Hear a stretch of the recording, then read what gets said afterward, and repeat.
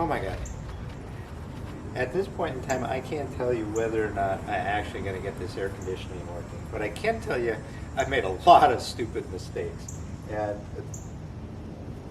let me just show you some of the dumb mistakes I made. And if you're seeing this, it means I did get it working. So maybe you can not make the stupid mistakes that I and my son have made. My son bought this basket case of 2009 Audi A4, super high-end, optioned out, probably $50,000, $60,000 car when it was new. He bought it last year with 212 or 10,000 miles on it for $2,500. If he had asked me before he bought it, I would have told him that's a terrible idea.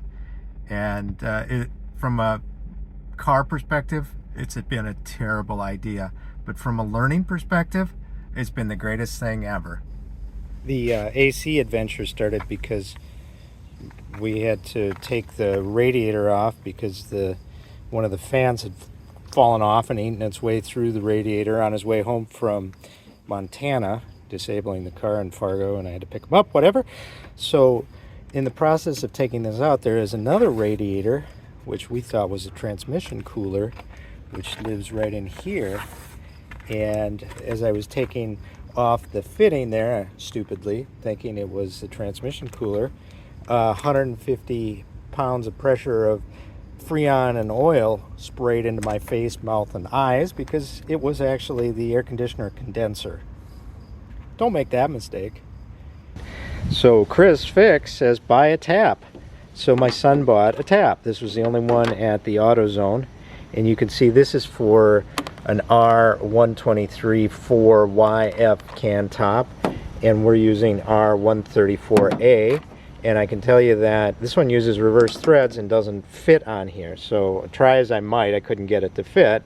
So off I went back to AutoZone, which didn't have this. And then I found at O'Reilly's, okay, great. They've got a tap for 123. This does fit on.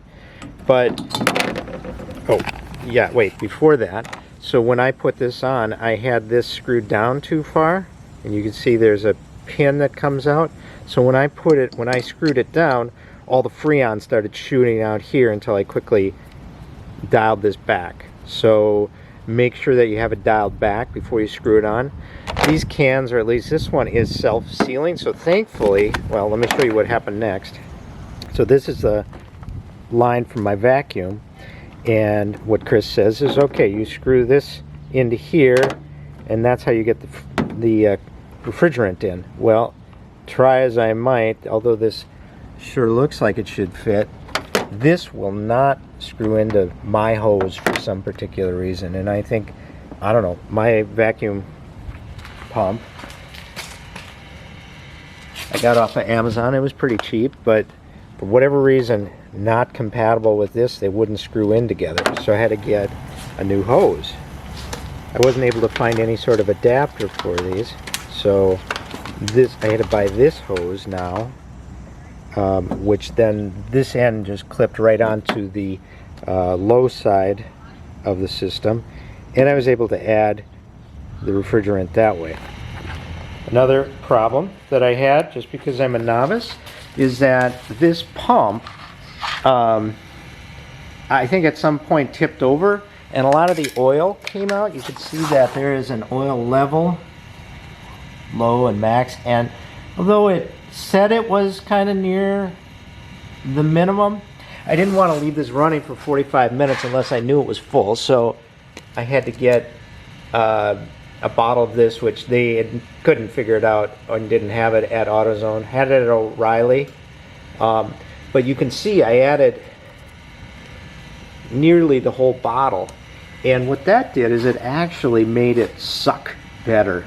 I don't think it was working before. And I think part of the problem is that he didn't have these tight enough. I think one of these was it wasn't the system that was leaking, it was this manifold that was leaking. So that was one of the problems. You also have to know, so these screw in to close here, but for whatever reason they're the opposite on here. So what should be like, you would think closing a valve by screwing it that way, is actually So you close it by opening it, and you open it by closing it. And of course, it says that on there, but I think he screwed that up, and I definitely screwed it up.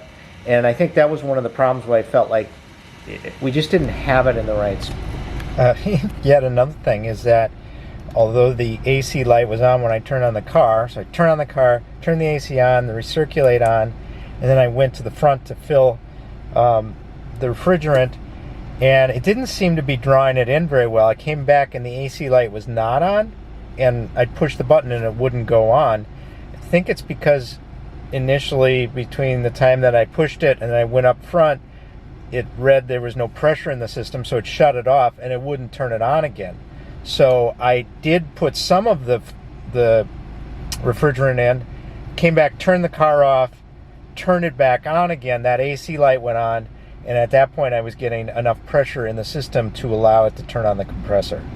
So hot outside.